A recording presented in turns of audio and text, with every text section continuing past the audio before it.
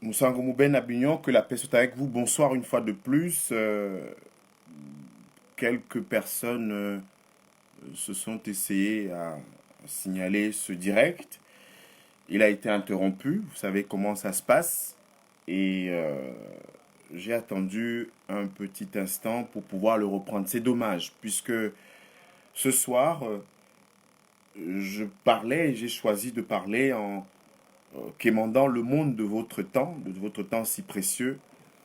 d'un certain nombre de sujets cruciaux et importants et qui me semblaient importants concernant notre pays. Des sujets qui sont structurels, des sujets qui sont en profondeur dans l'histoire, des sujets qui vont chercher aux sources des raisins de la colère actuelle au Cameroun, au prolégomène de la crise dite anglophone et de la crise camerounaise, qu'elle soit une crise morale, qu'elle soit une crise spirituelle, qu'elle soit une crise économique, qu'elle soit une crise culturelle.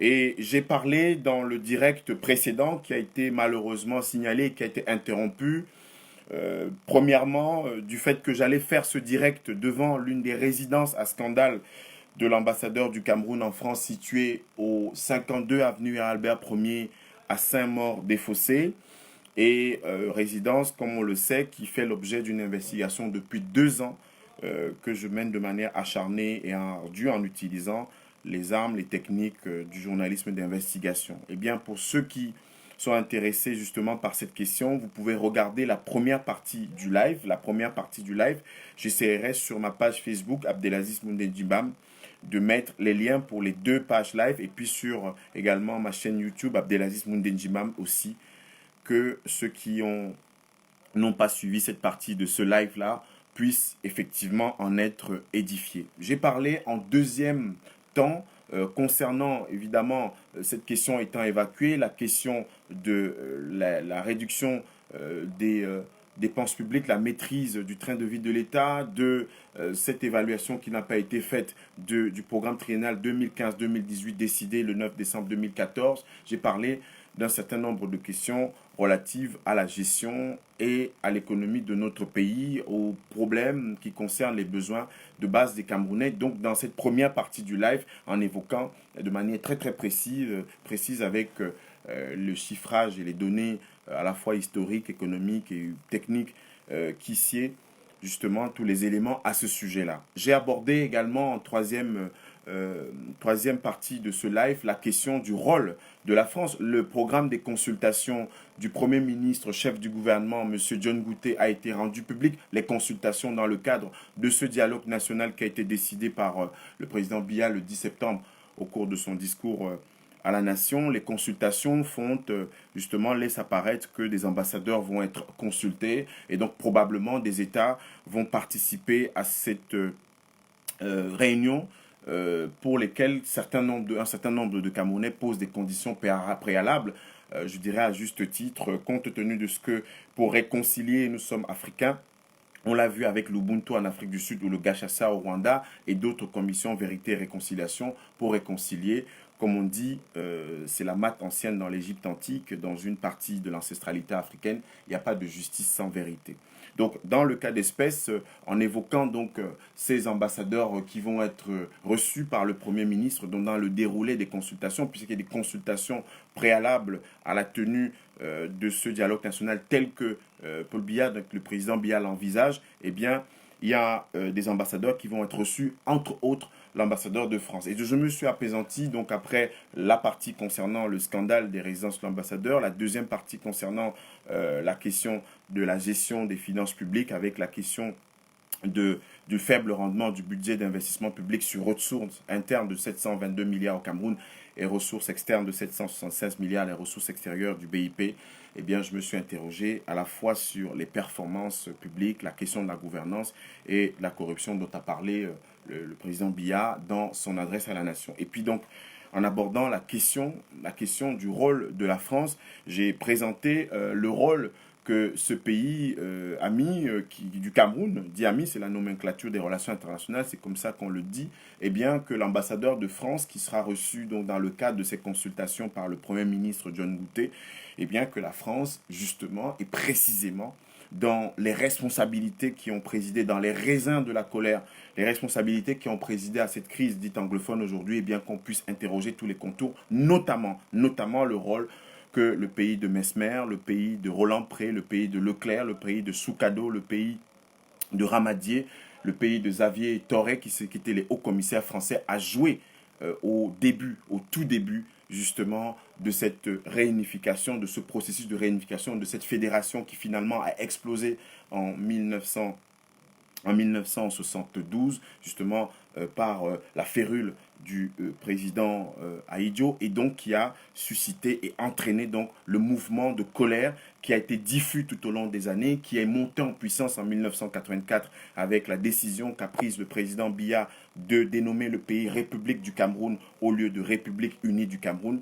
Et c'est à ce moment-là que Gorgui Dika, qui est considéré comme le père spirituel de l'Ambazonie, a pris le relais de ce qui avait déjà créé le South Cameroon National Council à partir de 1964, 1963-64, étant déjà en colère parce que les termes des accords dits de Fumban de juillet 1961 n'avaient pas été complètement respectés.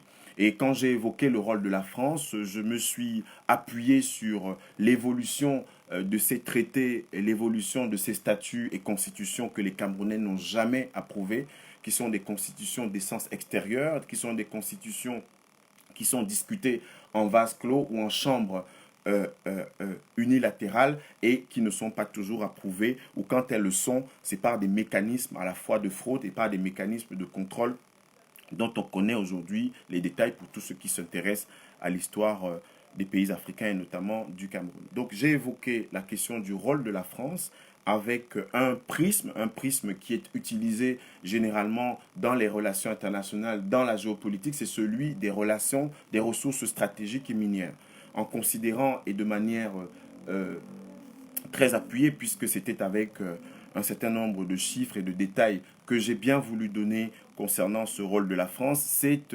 l'installation au Cameroun à partir de 1949 de ce qu'on a appelé la Société pétrolière d'Afrique équatoriale française, la SPEAEF 1949, et en 1951, la Société d'études et de recherche et d'exploitation pétrolière du Cameroun, la CEREPCA, qui va devenir plus tard la ELF CEREPCA et qui va devenir plus tard encore Total Cameroun, puisque Total va reprendre les actifs de la société ELF et va devenir le principal opérateur en matière d'exploration, d'exploitation pétrolière au Cameroun, puisque l'entreprise Total, c'est 2 tiers de la production pétrolière au Cameroun pour 60 000 barils environ par jour. Donc le Cameroun, on le sait, produit entre 24 et 26 millions de barils sur une superficie de 38 000 km² avec 2 bassins. Le bassin dit Rio del Rey. Rio del Rey, c'est un bassin de 7 000 km², donc l'équivalent d'un département comme le Noun au Cameroun.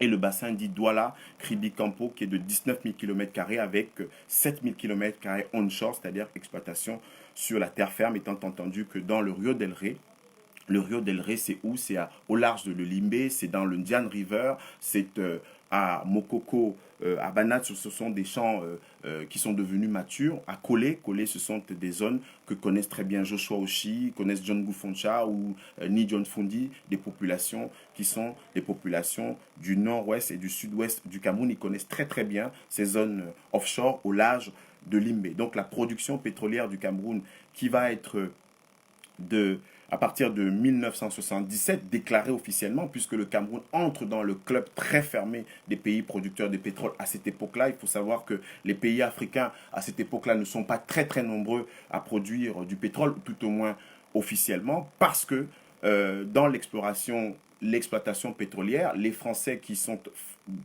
friands et qui veulent leur indépendance énergétique,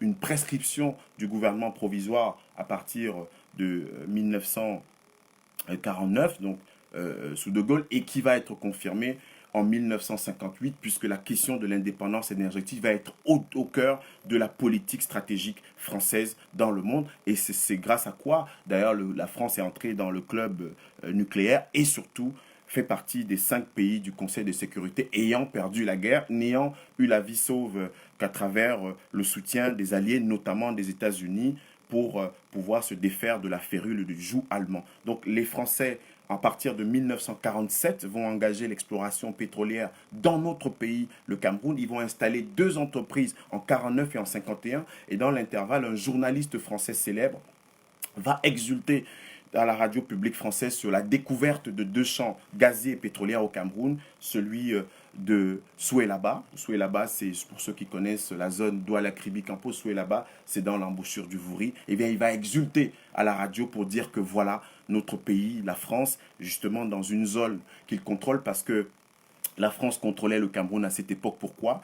Parce qu'à partir de 1922, il y a le 20 juillet 1922, il y a le statut qui transforme le Cameroun en mandat de la Société des Nations. La Société des Nations transforme donc l'invasion française et anglo-française de 1914 à 1916, parce que les Français font la guerre contre les Allemands aux côtés des Anglais. Ils sont des ennemis héréditaires, ils sont devenus des alliés historiques justement sur le champ de Morat à la Première Guerre mondiale. C'était déjà une entente cordiale. Première Guerre mondiale qui se déroule avec un champ de bataille, un assaut final des Français 1914 et 1916. En 1916, c'est à Morat. Eh bien, les Français remportent cette bataille-là. À Morat, pour ceux qui connaissent l'extrême nord, il y a encore ces canons qui sont les témoins de cette époque-là. Il y a donc la Société des Nations qui est une société des nations, c'est les prolégomènes, les prémices de la société, de la communauté internationale. Donc les Français vont, avec les Anglais, ferrailler à Genève à la Société des Nations pour que le Cameroun, le statut du Cameroun soit transformé de sorte que l'invasion qui était celle de 1914-1916, consacrée par la victoire à Morat, soit transformée en mandat. Ils ont donc reçu mandat pour administrer et gérer le Cameroun à partir de 1922. Et donc, à partir de ce moment-là, le Cameroun devient une sorte, puisque ce n'était pas une colonie française, mais était géré et administré comme une colonie. La différence entre le Cameroun, le Tchad, ce qu'on appelait l'Ubangui-Chari, donc la République centrafricaine, le Congo, dit Brazzaville notamment, était qu'ils appartenaient à l'Afrique équatoriale française, avec dont le siège était à Brazzaville au Congo, et l'un des gouverneurs emblématiques était Félix Eboué, et que notre pays, le Cameroun, a donc était donc un pays sous mandat. Donc j'ai parlé tout à l'heure du statut du 20 juillet 1922, le 20 juillet 1922, donc on transforme l'invasion en mandat de la Société des Nations accordée à la France et à l'Angleterre pour administrer, pour gérer le Cameroun. Eh bien, deux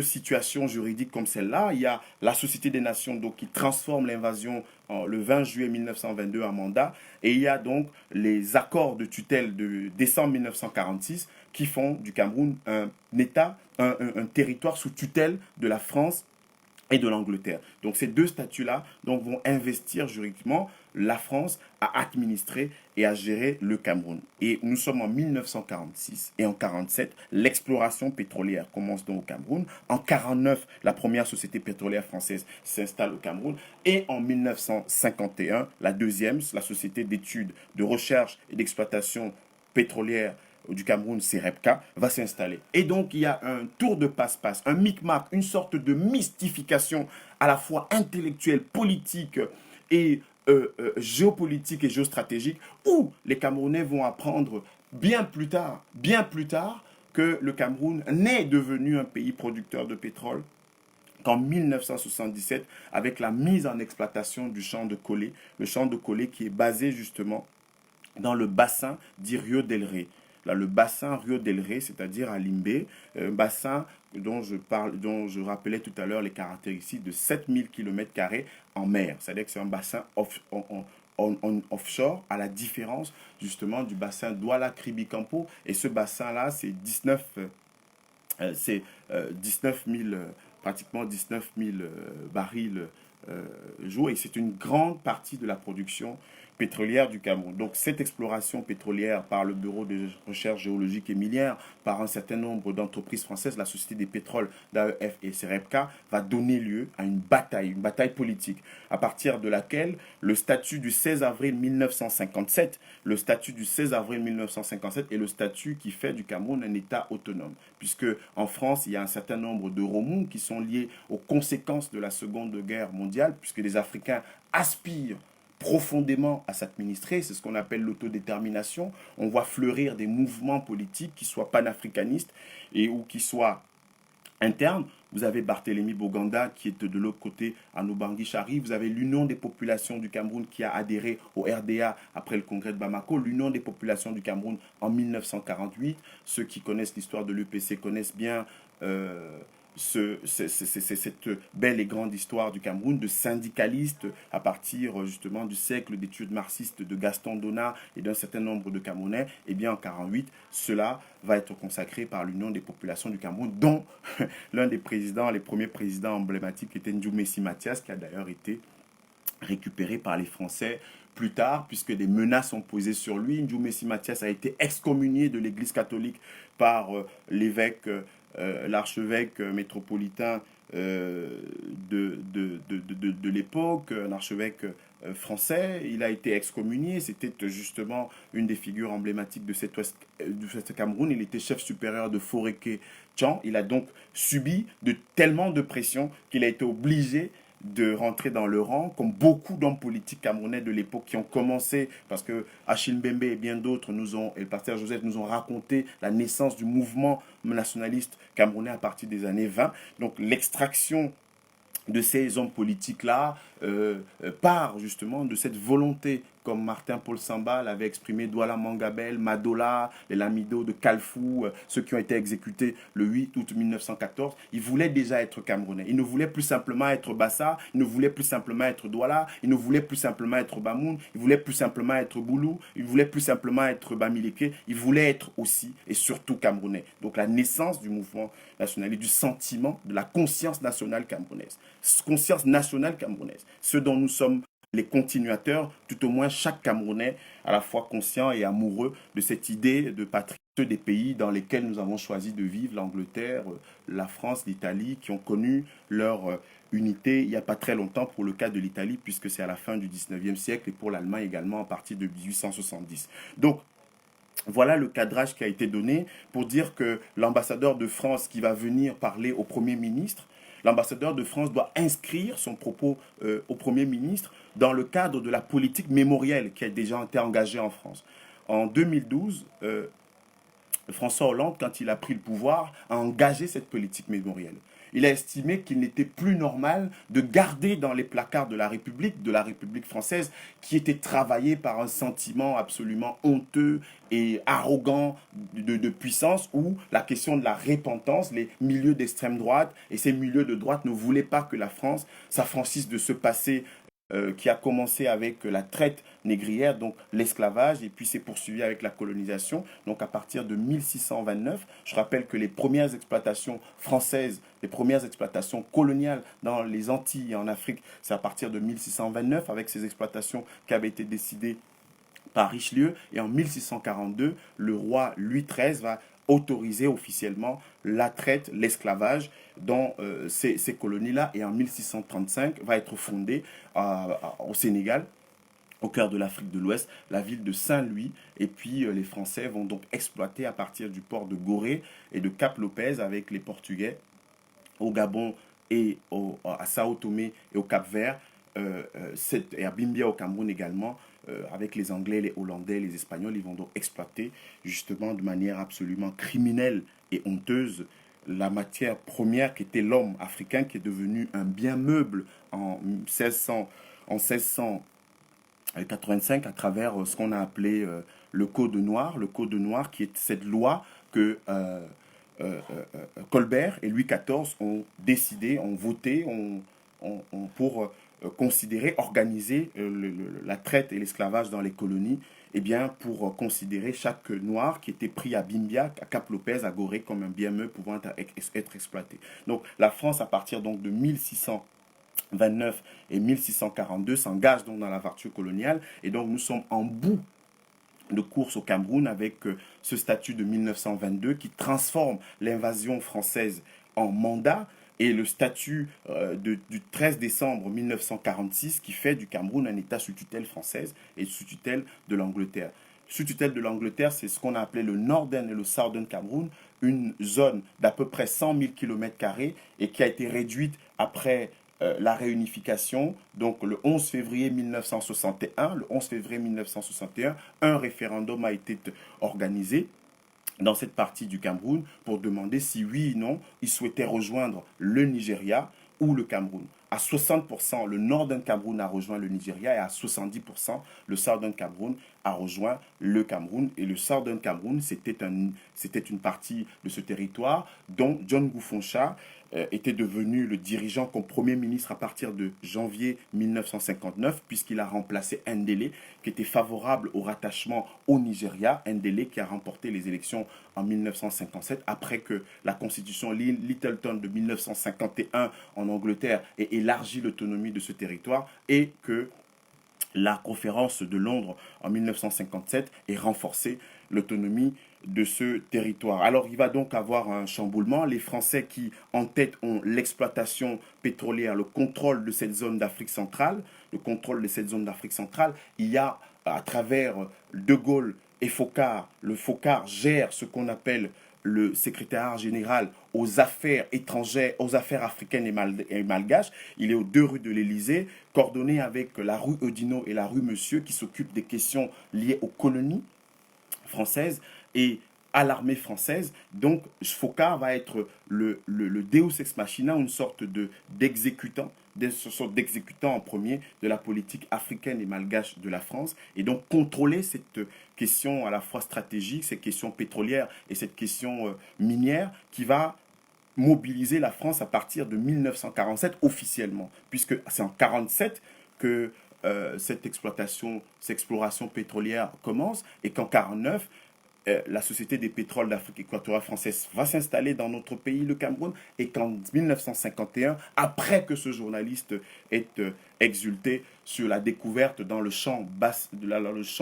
bassin Douala Kribi-Campo, qu'on ait découvert donc cette huile, donc ce gaz, ce pétrole et puis ce gaz, justement, dans ce bassin. En comptant que dans les 38 000 km² que recouvre le territoire d'exploitation, la région dite anglophone aujourd'hui est considérablement représentée, puisque les champs les plus prolifiques, parce que dans les 38 000 km, il y a, c'est un peu, pour ceux qui connaissent l'économie pétrolière d'Afrique, de manière classique, l'Afrique, c'est 3 types de bassins, donc les bassins du delta du Niger et les champs aurifères d'Afrique de l'Ouest, et puis également un autre type de champs, les rifts, qui sont en Afrique australe et en Afrique centrale. Et donc le Cameroun est à peu près dans les 3 types de champs, avec 2 types de bassins, le bassin sédimentaire côtier et un autre type de bassin qui est plutôt en onshore. C'est pour cette raison que dans le Logone Birni, par exemple, dans l'extrême nord du Cameroun aujourd'hui, il y a un champ pétrolifère très important qui va être mis en exploitation, un champ pétrolifère qui a aussi une capacité très importante, puisqu'elle recouvre 28 000 km² et dont 7 000 km² ont été accordés il y a quelques années, il y a 5 ans environ, à un Chinois, Yanshang, une entreprise chinoise pour l'exploitation. Il y a également le champ de Manfé. Le champ de Manfé, c'est 2400 km, et celui de Garoua, qui est à peu près équivalent de 2400 km, mais qui est encore à l'étude. Donc, dans les 38 000 km² dont on parle, et qui avait déjà fait qui avait déjà fait l'objet de cette exploration, de cette étude française, puisque la CEREPCA, c'est l'étude, la recherche et l'exploitation pétrolière. Donc, ils ne sont pas très très bêtes, ils ne sont pas très fous. D'ailleurs, ils sont caractérisés par ça. De Gaulle, qui était le patron de Foccart, et Foccart qui était à la fois l'exécutant, qui faisait empoisonner Moumié en novembre 60, qui faisait installer les Bokassa, qui faisait installer les chefs d'État africains, qui défaisaient et faisaient les régimes. Eh bien, c'était cette question de l'indépendance énergétique de la France qui était en question. Voilà, il ne fallait pas laisser ceux qui étaient contre et défavorables à la politique française, qui était pour l'indépendance immédiate du Cameroun, l'union des populations du Cameroun, de Oumniobé, après l'Ndoumessi Mathias, puisqu'il est devenu secrétaire général, Moumié en étant le président, et Wandié le vice-président. Eh bien, à partir de 1952, donc de 52 à 54, où Ruben Oumniobé va se rendre de manière régulière à l'ONU, mais cette régularité est obstruée par les Français et ça aujourd'hui ce n'est pas la oula, c'est pas le conte du village, ce sont des documents, des archives qui sont en train de te déclasser, qui le mettent au jour. Les Français ont tout fait pour que Ruben Oumniobé ne se rende pas aux Nations Unies, pour que cette question du mandat et de la tutelle, puisque le mandat c'est le 20 juillet 1922, le 13 décembre 46 c'est la tutelle, et donc à partir de 52, le 17 décembre 52, avec un discours fort, un discours fondateur, Oumniobé va à l'ONU justement réclamer les trois principaux points, donc l'indépendance immédiate du Cameroun, la réunification et l'élévation du standard de vie. Un troisième point qui concerne les affaires intérieures du Cameroun. Mais sur le plan international, c'est l'indépendance immédiate et la réunification du Cameroun. Et ces questions ne sont pas neutres pour la France, parce que si la réunification du Cameroun se fait avec des personnes qui ne contrôlent pas, parce qu'à partir du 16 avril 1957 et avant, il y a une discussion à l'Assemblée territoriale du Cameroun, à l'ATCAM, une discussion où le nouveau statut du Cameroun est discuté. Il y a des bouleversements, une agitation, la communauté ou l'Union française. Le Cameroun qui a un statut hybride, où est-ce qu'il se situe là-dedans? Les Français ne veulent pas lâcher la bride, laisser le Cameroun sans la laisse justement du contrôle, parce que, comme je vous ai dit tout à l'heure, à partir de 1947, ils ont sur une zone de 40 à 50 km² découvert de l'or noir. Et on a déjà une transformation d'un certain nombre de pays, dont l'Afrique, l'Arabie saoudite, qui à partir des années 30, les Américains sont déjà installés là-bas avec les Anglais pour l'exploitation pétrolière. Eh bien, les Français regardent ça avec beaucoup d'intérêt. Les Français regardent ça avec beaucoup d'attention. Et ils sont complètement intéressés par la question du Cameroun, non pas simplement pour des raisons philanthropiques ou pour des raisons humanitaires, mais les Français regardent le Cameroun pour des intérêts stratégiques. La position dans le golfe de Guinée et l'exploration et l'exploitation de ces champs pétrolifères, de ces mines qui ont déjà commencé à être découvertes. Ces mines, je parlais tout à l'heure des données claires, nettes et précises concernant l'installation au Cameroun de la Société des pétroles d'Afrique équatoriale française, c'est la SPAEF 1949, et la Société d'études, de recherche et d'exploitation pétrolière du Cameroun, la CEREPCA, c'est en 1951. Donc quand on déclare et on proclame en 1977 le Cameroun comme pays producteur de pétrole, qui entre dans le club fermé des pays qui produisent du pays producteur de pétrole, c'est une mystification. C'est une mystification parce qu'on prétend que le champ de Collet, justement, qu'on exploite à ce moment-là, on déclare aux Camerounais, vous savez, bon, c'était la politique qu'avait choisi le président Ahidjo, mais c'était aussi une politique qui était liée au fait que c'est les conseillers français qui s'occupaient de cette question-là. Cette question-là était une question stratégique. Cette question-là était une question délicate. Il ne fallait donc pas que vous et moi, le commun des Camerounais, nous en soyons informés. Eh bien, c'est comme ça. C'est notre histoire. Il faut la connaître. On ne peut donc pas envisager de discuter à la fois des raisins de la colère, puisque c'est immédiat quand le président Biya, le 10 septembre, a parlé de la question corporatiste ou catégorielle du consortium avec les avocats. Le président Biya n'est pas dupe, c'est un des Camerounais témoin de cette histoire dont je parle. C'est un des Camerounais qui connaît ces dossiers, puisque le président Biya, quand il va être nommé Premier ministre en 1975, quand il va être nommé Premier ministre, le président Biya en charge des dossiers économiques. Il n'est pas chef du gouvernement, il est Premier ministre. Et les attributions du président Biya sont très très claires. C'est Premier ministre, il est en charge des questions économiques. Des questions économiques. Et son directeur des affaires législatives, M. Akame Foumou, un certain nombre de personnalités qu'il a connues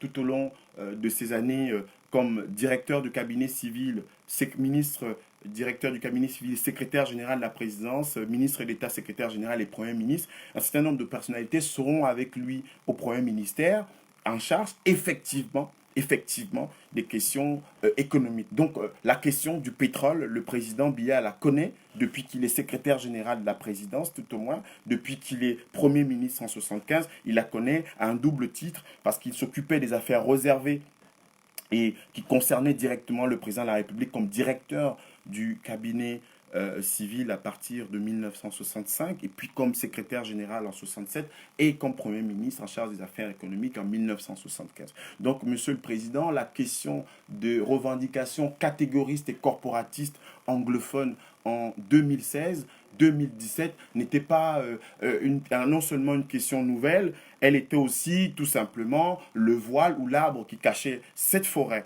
Et cette forêt qui a ses clairières dans l'histoire que je rappelais tout à l'heure, l'histoire du contrôle par la France, le contrôle par la France et la Grande-Bretagne de la question pétrolière, stratégique et minière, avec l'installation de ces sociétés pétrolières, minières françaises à partir de 1949, 49 et 51, et puis aussi le fait que les différents gouverneurs français, parce que les Français ont eu des commissaires, des gouverneurs, des commissaires et des hauts commissaires selon la nature du statut, puisque c'était un gouverneur en 1919, Joseph Emmerich, et quand c'est terminé, c'était Xavier Torret. Xavier Torret était haut commissaire. Xavier Torret n'était haut commissaire parce qu'à partir du 13 décembre 1946, le Cameroun a été fait pays, État, territoire sous tutelle de l'Organisation des Nations Unies. Donc voilà, c'est-à-dire qu'il n'y a pas de questions aujourd'hui qui concernant le monde anglophone. Vous savez que l'Afrique,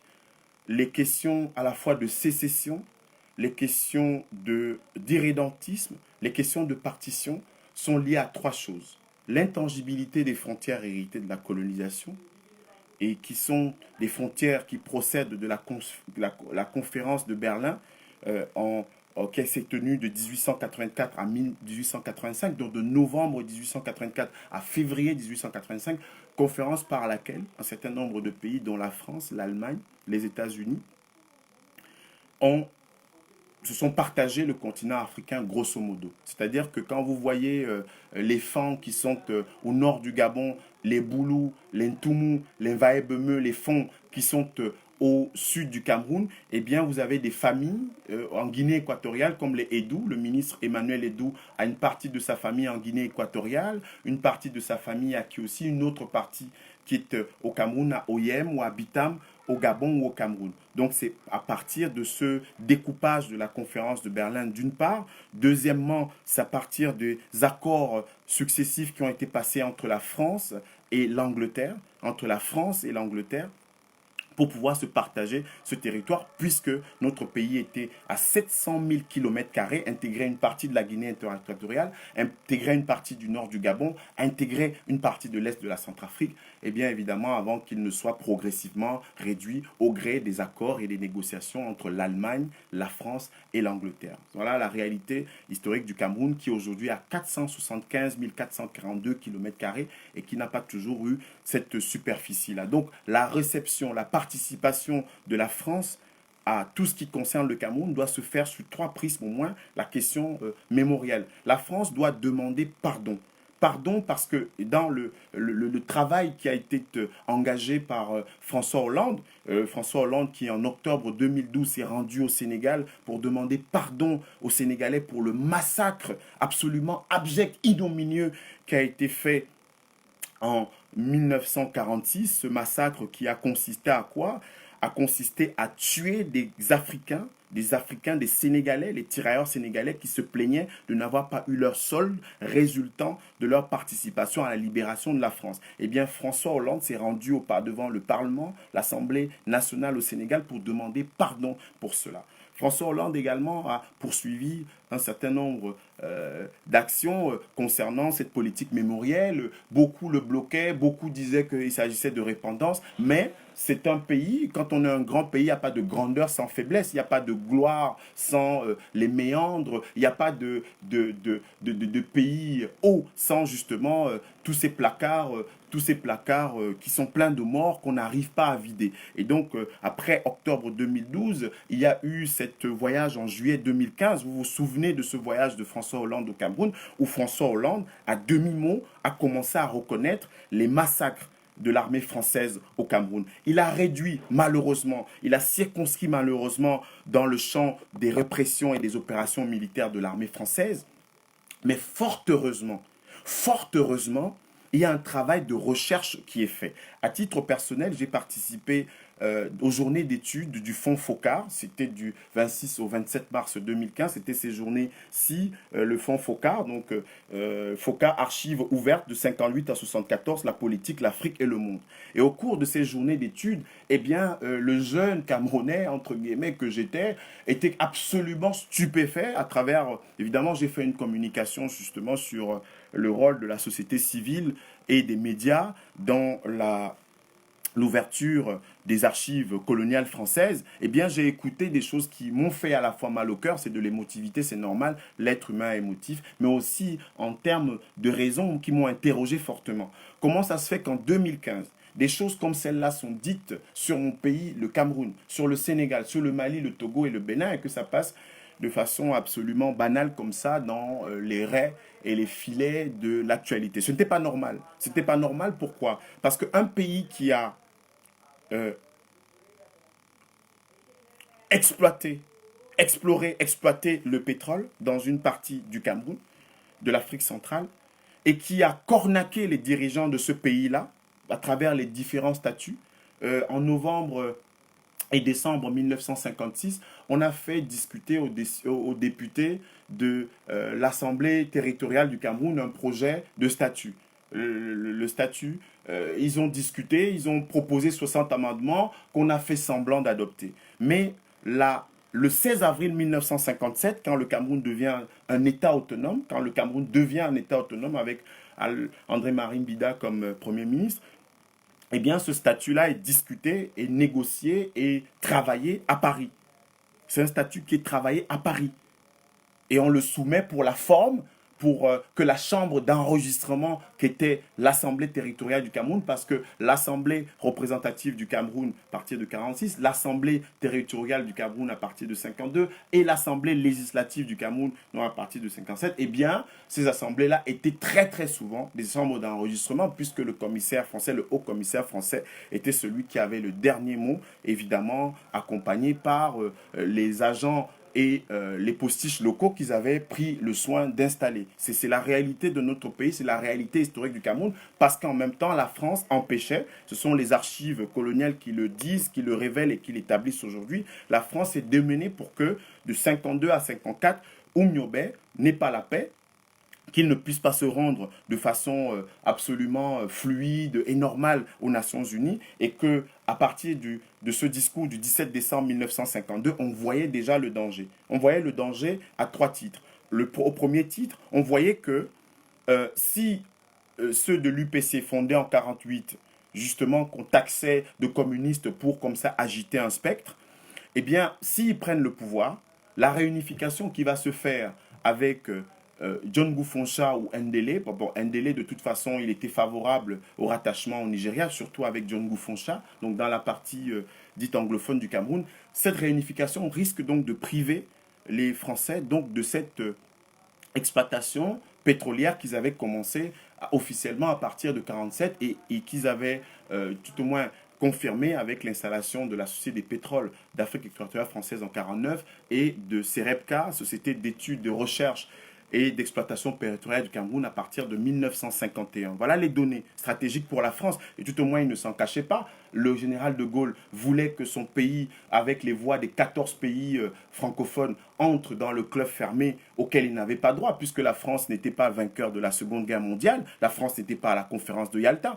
La France est devenue une puissance nucléaire grâce au fait que, eh bien, dans ce delta du Niger, ces zones, et puis en Algérie et en Nouvelle-Calédonie, ils pouvaient disposer à la fois de l'uranium, ils pouvaient disposer également de champs d'expérimentation et surtout des voix des 14 pays francophones africains. Et ils sont donc entrés dans le cercle très fermé du Conseil de sécurité, donc des 5 membres permanents du Conseil de sécurité et le cercle très fermé des pays nucléaires. Je rappelle que le nucléaire, c'est 77% de l'électricité en France. Donc stratégiquement, il faut contrôler ça. Le gaz également. Tout à l'heure, quand j'ai repris ce direct-là, je disais que le journaliste, un vieux confrère français de 1951 s'est exclamé, il était totalement heureux quand on a découvert, puisque c'était les recherches de la Société des pétroles d'Afrique équatoriale française et de CEREPCA, quand on a découvert ces champs de souhait là-bas, donc, et puis de l'embouchure du Vouri, puisque c'est l'un des deux bassins camerounais. Je rappelle que les bassins pétrolifères camerounais sont de deux ordres. Le bassin Douala, Kribi, Campo, et puis le bassin Rio del Rey. Le bassin Rio del Rey est celui qui est situé dans la zone anglophone du Cameroun. La zone anglophone du Cameroun, c'est Ndian River, donc chez Joshua aussi, c'est Limbé, ce sont les champs matures, des champs qui sont devenus matures aujourd'hui, et on en découvre tous les jours. En octobre 2012, on a attribué, mais ça, c'était une zone onshore à Logon Birni, c'était du côté de Kousséri, une zone de 28 000 km² potentiellement exploitable avec 8 000 km² de zones d'exploitation qui ont été accordées à une entreprise chinoise, Yangshang, entre autres, à Manfei, à Garoua, et surtout, dans ce bassin Rio del Rey qui est le plus prolifique. Et c'est à partir de 1977 qu'on a déclaré ce bassin comme étant un bassin de production, puisqu'on a exploité à Kolé, le champ le plus prolifique.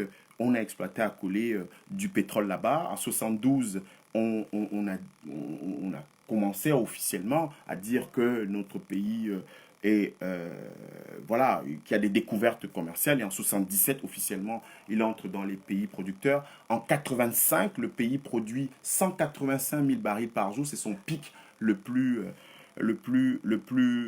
important. Et puis, il y a une décrue à partir de 1987. Et on a retrouvé quelque peu avec, dit-on, une politique d'exploration, une politique de concession, un nouveau code pétrolier et minier qui a été mis en place et qui fait que un certain nombre de champs de permis d'exploration exclusifs ou partagés, de concessions pétrolières exclusives ou partagées sont accordés à des entreprises étrangères, notamment dans cette zone, le bassin Rio del Rey. Rio del Rey. Et donc, on ne peut pas aujourd'hui parler de la question qui oppose les Camerounais aujourd'hui sans situer cela. Vous savez que si dans la répartition, la clé de répartition du pétrole au Cameroun, du gaz au Cameroun, dans la clé de répartition, le pétrole au Cameroun, c'est entre 400 et 450 milliards. La loi des finances 2016, la loi des finances 2019, entre 2016 et 2019, les lois de finances ont intégré, avec les calculs sur la hausse, le yo-yo des cours, ont intégré des recettes qui tournaient entre 362 et 400 milliards. Nous sommes montés à 450 milliards. C'est pour cette raison qu'en début d'année, il y a eu une rectification, en milieu d'année, autant pour moi, il y a eu une rectification de la loi des finances. Et au Cameroun, le pétrole, c'est désormais 450 milliards. Le ministre des Finances, M. Motazé, en décembre, devant la commission des finances de l'Assemblée nationale, avait annoncé 362 milliards, dont 320 à peu près qui résultaient de la redevance qu'on verse à la Société nationale des hydrocarbures et une autre partie qui venait justement du gaz. Donc le pétrole, c'était 300, à peu près 320 et le gaz, c'était à peu près 40 milliards. Et les recettes sont de deux ordres. C'est la redevance Société nationale des hydrocarbures, la redevance qui est versée, et c'est l'impôt sur les sociétés pétrolières au Cameroun.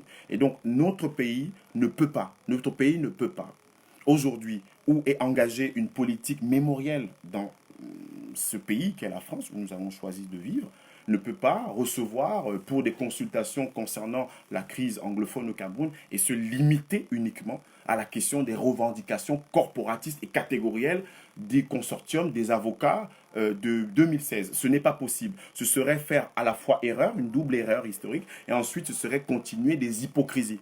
Il faut dire que dans les statuts successifs du Cameroun, j'ai parlé tout à l'heure du 20 juillet 1922, du 13 décembre 1946, du 16 avril 1957, celui de décembre 58.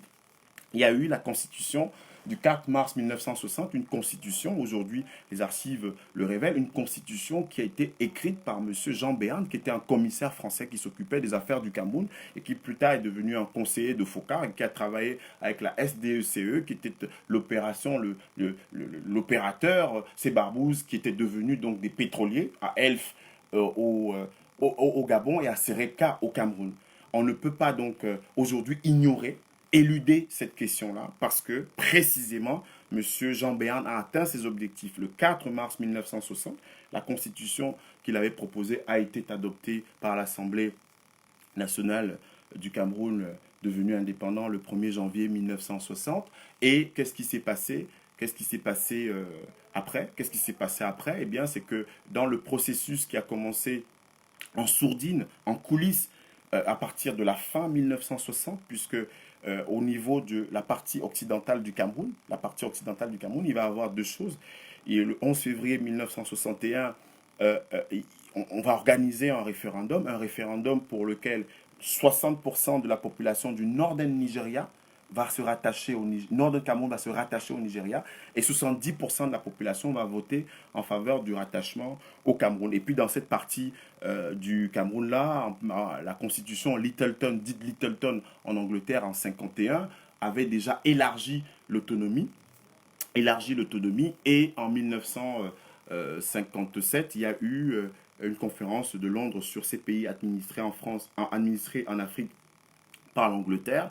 Et à partir de là, donc, Ndélé est devenu, en mai 1957, Premier ministre de cette partie du Cameroun. Et il va être remplacé en janvier 59 par John Goufoncha, qui était favorable donc au rattachement avec ses frères de ce grand Cameroun de l'époque allemande. Il va être favorable donc à ce rattachement au Cameroun pour reformer le grand Cameroun, reformer ce grand Cameroun que Omniobé appelait le 17 septembre 52 du haut de la tribune des Nations Unies de ses voeux, appelait aussi, comme d'autres Camerounais qui étaient allés plaider la cause du Cameroun, les chefs traditionnels à l'ONU pour que ce Cameroun soit réunifié. Et bien, dans le processus de réunification, la France va être au contrôle. Ce n'est pas un panafricaniste un peu exalté ou survolté qui le dit, ce n'est pas un africaniste, un défenseur complètement obtus de l'Afrique, mais ce sont effectivement à la fois les données stratégiques, les archives qui le disent, qui le révèlent. La France a contrôlé ce processus-là, elle n'a pas été absente, elle a été très active. Elle a éliminé déjà tous les leaders patriotes et de ce mouvement dit nationaliste, Oumniobé 58, Moumié 60 et plus tard Wandier 71, avec un des grands économistes, le premier d'ailleurs qui a eu un diplôme de docteur en sciences économiques en Afrique subsaharienne, c'est Osende Afanda Castor, qui est mort très jeune, qui est mort dans le maquis du Sud Cameroun en 1966. Et bien donc en 1961, après le 11 février, qu'est-ce qui se passe? On a une constitution du Cameroun oriental, le 4 mars 60. Il faut que dans le processus qui est mené donc à partir de juillet 1961, à partir du moment où on a 38 000 km² qui reviennent donc dans la partie camerounaise, le nord-ouest et le sud-ouest actuel, eh bien, John Goufoncha va entrer en négociation avec Ahidjo. Et Ahidjo, qui est cornaqué par les conseillers français, qui est cornaqué par ses intérêts français de Serepka, donc de cette entreprise-là, et puis de Total, puisque Total est présent au Cameroun depuis une cinquantaine d'années. Voilà donc la conférence de Fumban, 17 juillet 1961 jusqu'au 22 juillet 1961. On discute des conditions dans lesquelles l'État fédéral va être mis en place. C'est deux États qui vont se fédérer, deux États qui vont faire une sorte de mariage, qui vont fusionner. Vous savez que l'histoire des États-Unis, c'est pareil. On a 13 colonies fondatrices. Après, on a des colonies qu'on a rachetées, comme la Louisiane. On a acheté la Louisiane à la France et on a conquis des territoires en 1830. C'est la guerre qui a permis que le Texas, la Californie puissent rentrer dans le giron des États-Unis parce qu'ils n'ont pas toujours été dans les États-Unis, la Californie et le Texas. Ils ont été récupérés et acquis après la guerre contre le Mexique. Donc, on va donc avoir un processus où on va faire que deux États se mettent ensemble dans le cadre d'une fédération. Je parlais tout à l'heure du cas états-unien, je peux parler d'autres cas, mais dans le cas d'espèce, il va se passer une supercherie juridique.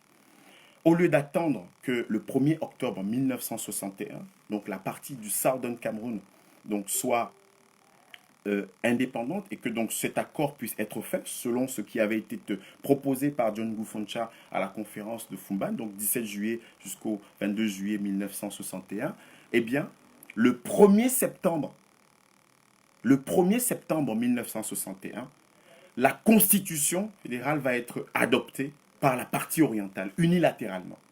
C'est-à-dire que le 1er septembre 1961, il y a une constitution qui est adoptée par l'Assemblée nationale du Cameroun oriental. Et que, à partir du 1er octobre 1961, donc, il y a une indépendance et mécaniquement, on fusionne. Cela ne se fait pas. Parce que le 4 août, 1961, il va avoir l'adoption de cette constitution. Et 1961, et puis il va avoir le 1er septembre 1961, la modification de cette constitution. Et qu'est-ce qui se passe? Qu'est-ce qui se passe donc? La fédération, bon an, mal an, est mise en place. John Goufoncha est premier ministre du Cameroun dit occidental et vice-président du Cameroun fédéral. Vice-président du Cameroun fédéral. Vice-président du Cameroun fédéral. Et la question pétrolière n'est pas absente là-dedans. Qui va gérer le pétrole? Parce qu'il y a un certain nombre de structures qui fonctionnent très bien dans le Cameroun dit occidental. Le Public Work Development, PWD. D'ailleurs, ils avaient une équipe, ils avaient deux équipes, PWD de Bamenda et PWD de Kumba.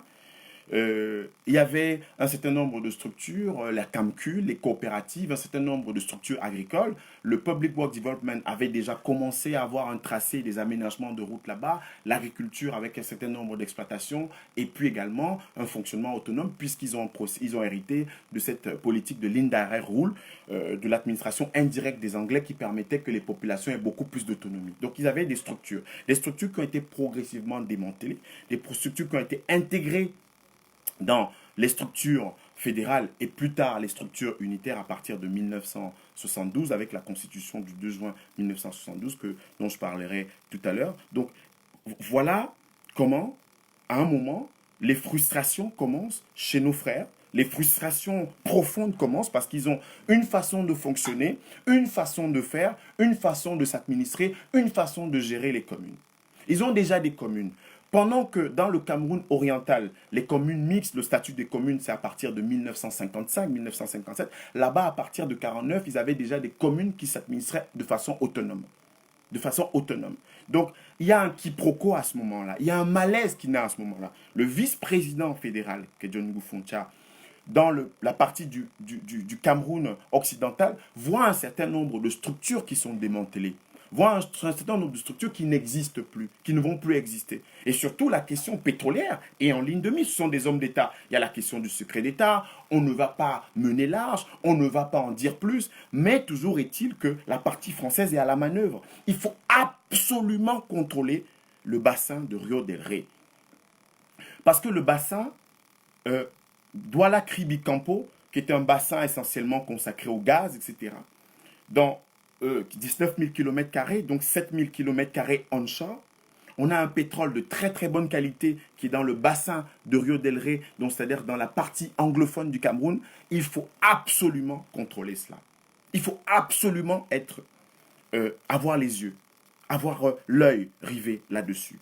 Et voilà comment on a des mécanismes qui se mettent en place. C'est-à-dire que cornaqué donc par les conseillers français, par les intérêts français, où en 1947, on s'installe pour l'exploration. En 1949, on installe des entreprises. Et à partir des années 60, on commence à exploiter. Et on annonce officiellement, à partir de 1977, qu'on est producteur de pétrole avec le champ de Collet. Et en 1972, on a fait des découvertes commerciales, alors même que l'exploration qui est concrète et qui révèle déjà sur une 30 000 km² des gisements qui sont potentiellement prolifiques, eh bien, donc on a cette réalité et cette situation dans notre pays.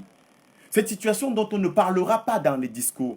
Cette situation dont on ne parlera pas au cours des dialogues nationaux ou de dialogue national. Cette situation dont on ne parlera pas à la CRTV. Cette situation dont on ne parlera pas sur Cameroun Tribune. Cette situation dont on ne parlera pas. Dont le Premier ministre ne parlera pas avec l'ambassadeur de France au Cameroun.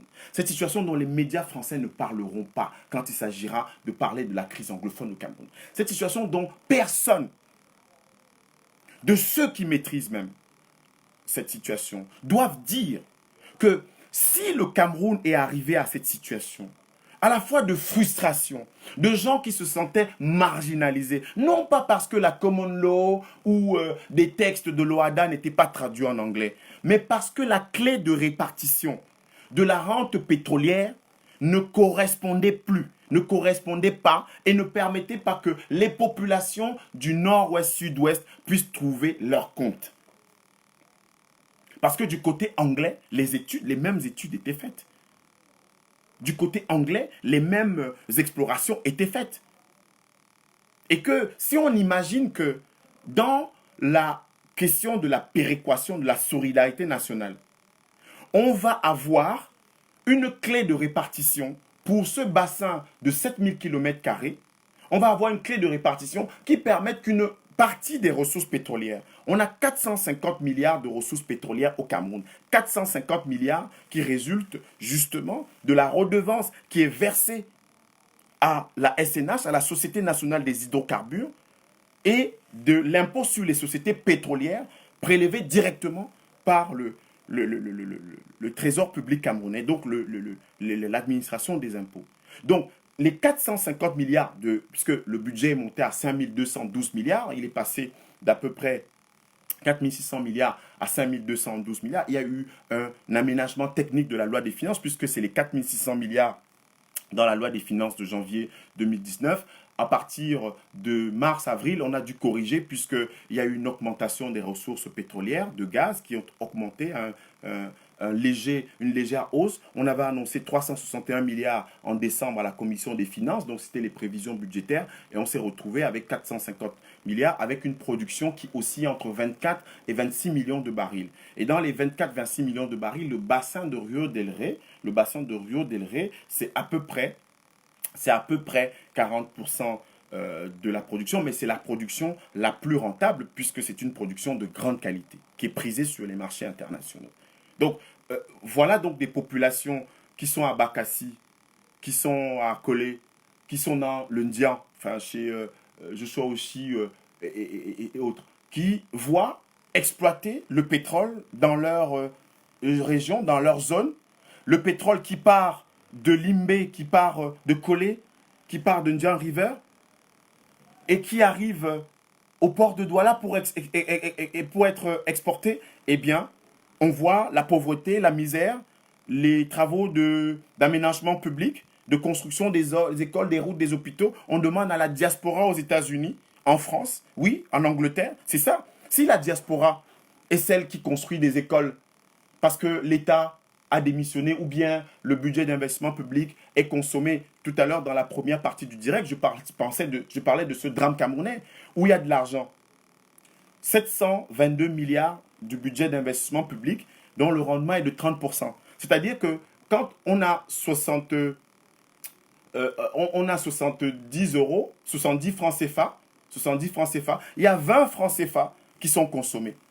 20 francs CFA qui sont consommés dans le budget d'investissement public de 722 milliards de ressources intérieures et de 770 milliards de ressources extérieures. C'est-à-dire que quand le Japon, la France via l'AFD, la Hongrie, la Norvège, la Hollande, les États-Unis nous donnent de l'argent, c'est 770 milliards de ressources extérieures. Les organisations internationales, l'ONU, enfin, le PNUD, etc. Et ils nous donnent 777 milliards, on a un rendement qui tourne entre 30 et 40%. Donc, ça, on ne consomme pas le budget d'investissement public pour construire des routes, construire des hôpitaux, construire des services de base à la population. Et on a des ambassadeurs qui ont 4 résidences à Paris pour 1,34 million € de loyer pour une résidence provisoire qui est payée 679 millions de francs CFA en 3 ans alors qu'il existe une résidence. Donc voilà les données, les raisins de la colère camerounaise. C'est-à-dire que la gestion, l'efficacité de la dépense publique, son effectivité, l'efficacité et la prévision. Donc voilà les données de notre pays. On a le pétrole qui rapporte 450 milliards. On ne sait pas ce qu'on en fait. Ce sont des fonds, après, quand la SNH reverse dans les caisses du Trésor, justement, ce qu'elle prélève de la redevance, donc les 450 milliards, puisque la SNH, pour son fonctionnement aussi, a besoin de ressources, donc elle ne verse pas l'ensemble de l'argent au Trésor public camerounais, eh bien, elle conserve une part et elle donne à l'État. Donc, c'est beaucoup plus que 450 milliards, le pétrole camerounais. C'est beaucoup plus que 450 milliards. Et vous avez donc des populations à Limbe, des populations à Tiko, les populations à Batibo, les populations du Lebialem, les populations du Dongamantoum, les populations du Coupé Manengumba, les populations du Goketundia, les populations qui sont à Barombi, chez le Premier ministre John Gouté, qui voient partir et sortir des milliers et des milliers de barils. Je rappelais tout à l'heure qu'en pointe, le Cameroun a produit 185 000 barils par jour en 1985. Et il produit entre 24 et 26 millions de barils aujourd'hui. Et que la zone pétrolifère dite bassin Rio del Rey, c'est 7000 km², c'est-à-dire à peu près la superficie du département du Noun au Cameroun. Et qu'elle rapporte beaucoup d'argent. Alors, quelle sera donc la clé de répartition dans notre pays? Les discussions ont achoppé, ce sont des discussions secrètes, que ce soit à la conférence de Fumban, que ce soit plus tard dans le cadre des tractations à l'intérieur du gouvernement, ce qui causait les frustrations des Tandemmouna, des Foncha, et qui faisait que les frères, leurs frères du nord-ouest et du sud, les considéraient comme des traîtres. Parce que l'exploitation avait commencé, on ne le disait pas. C'était quelque chose de caché, de secret. De caché, de secret. Et ceux qui contrôlaient cela étaient une partie française qui s'assumait comme défenseur de ses intérêts avec justement la question de Elf qui était gérée justement par les services secrets et par le 2 rue de l'Élysée, c'est-à-dire le secrétariat général aux affaires africaines et malgaches de Foccart et de Journiac plus tard, puisque Journiac, c'est celui qui a été le monsieur Afrique de Giscard d'Estaing, qui a remplacé lui-même Georges Pompidou. Foccart qui a été avec Pompidou avant avec De Gaulle. Donc voilà les données du problème. Quand le président Macron écrit sur la crise anglophone au Cameroun, quand la France, le ministre Le Drian a adressé, ce sont des pays amis. Si ce sont des pays amis, voilà, la France et le Cameroun sont des pays amis, mais il n'y a pas d'amitié. La vraie amitié, comme on dit chez les bêtis, la vraie amitié, c'est celle qui parle de ses défauts, qui parle des défauts. Et comme on le dit également, justement, dans ces proverbes en néon, de trop de reproches engendrent la haine. Donc, justement, pour qu'il n'y ait pas de haine, de ressentiment, c'est que dans le cadre de la politique mémorielle, quand François Hollande est venu en juillet 2015 à Yaoundé, il a amorcé cela. On a promis l'ouverture des archives. Promis l'ouverture des archives. Parce que si on ne parle pas de ça, le Premier ministre, dans son calendrier, va recevoir, évidemment, les forces politiques, les forces de la société civile. On a prévu des ambassadeurs. Il ne faut pas donner de leçons aux Camerounais. Il ne faut pas nous donner des leçons. Il faut d'abord que la France, l'Allemagne l'a fait avec la Pologne. L'Allemagne l'a fait avec la Pologne récemment. J'excuse. L'Australie l'a fait avec les aborigènes. L'Allemagne est en train de travailler avec la Namibie sur le génocide des Herero et Nama. L'Allemagne, à travers la ville de Berlin, va baptiser bientôt des rues, des places au nom de Douala Mangabel et un certain nombre de résistants et de héros africains. Donc il y a un processus mémoriel, un processus de pardon, etc., qui est engagé et que, justement, la France doit rentrer dans ce sillage pour penser les plaies d'un pays comme le Cameroun. Parce que si après 1961, je parlais tout à l'heure de ce que Jean Béarn a fait, puisque c'est lui qui tenait la feuille de cette constitution et qui a suivi. C'est pour ça qu'ils se sont précipités en septembre 1961 pour que la constitution soit adoptée en août, promulguée en 1961 et on a entériné dans l'autre partie du Cameroun qui a été indépendante mécaniquement le 1er octobre 1961 puisque c'était prévu après le référendum du 11 février 1961. Eh bien, cette partie-là s'est sentie à partir de ce moment-là flouée. Le South Cameroon National Council est né dans les années 60-70, le SCNC. Pourquoi? Parce que c'était des gens qui commençaient déjà à être frustrés de cette situation où, de manière ouverte, on parlait d'une réunification et de manière voilée, dans ce théâtre de Rome, il y avait la question stratégique, la question pétrolière du contrôle qui était déjà à l'œuvre. Et dans les premiers documents du South Cameroon National Council, qui sont consultables, dont a parlé des personnes comme très précisément Bernard Follon et d'autres, il y a déjà cette question pétrolière. Nous sommes en 1975, South Cameroon National Council. C'est-à-dire où on parle de cette frustration, de ce fait que l'exploitation du bassin de Rio del Rey, de Colé, puisque c'est en 1977 que le Cameroun devient un producteur officiel, en 1972 qu'on annonce officiellement la découverte de champs commerciaux, donc d'une possible exploitation commerciale, eh bien, Colé, c'est dans cette région. Alors, comment ça se fait que dans l'État fédéral, je parlais tout à l'heure du Public Works Department et d'autres structures qui ont été démantelées progressivement dans une région où on se gérait de manière autonome, la constitution Littleton en Angleterre l'a consacrée et la conférence de Londres sur ces pays africains administrés ou colonisés par l'Angleterre également l'a renforcée. C'est à la suite de cela que les élections ont été organisées, que Ndélé a été Premier ministre en mai 57, et puis il a été remplacé en janvier 59 par Foncha, qui était donc favorable à ce rattachement au Cameroun pour des raisons historiques, anthropologiques, culturelles, etc., que j'ai rappelées précédemment. Donc cette question, si elle n'est pas discutée, et si on reste simplement à la surface, aux questions catégorielles qui ont été réglées en accordant que la common law soit intégrée dans le code de procédure pénale, que les deux systèmes juridiques, le système inquisitorial et le système accusatoire anglais, accusatoire, le système inquisitorial français, justement, soient intégrés, qu'une section common law soit à l'ENAM, etc., eh bien, on va, c'est un peu comme si vous aviez un cancer et on vous donnait les remèdes du palu. Vous aviez la tuberculose et on vous donnait un Doliprane ou de l'aspirine. Et que si on n'adresse pas au sens anglais du terme, to address the issues, the stakes, les enjeux, on ne pourra pas sortir de la question dite anglophone, entre guillemets, on ne pourra pas la dépasser. Parce qu'il y a trois types de choses.